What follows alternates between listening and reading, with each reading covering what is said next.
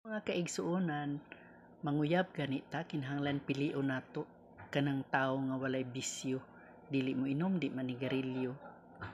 Moingon ta usahay nga wala naman siguro na karon naa gihapon hilabi na gyud tong mga tawo nga anak sa Ginoo, wala na sila anak. So busa mao na imong pilion, dili magpataka og pili sa tawo. Kita gani gwapo mao na dayon to, dili gyud ta magpadani sa kagwapas kagwapo sa tawo. Bisan karon gani ang mga babae gainom pod, so kinahanglan boys mamili pod, dili kay ingon magpataka kita gwapa unya dayto kusog mo inom. Busa kinahanglan pilion gyud ninyo. Nag-ingon ra ba diri sa Proverb 5 verse 15, ayaw paglimbong sa imong asawa ug siya lamang imong higugmaon. O daw bing maminyo ka unya wala nakaganahi tungod kay lahi na siyang batasan, tungod kay gipili nimo ang dili kabubuton sa Ginoo.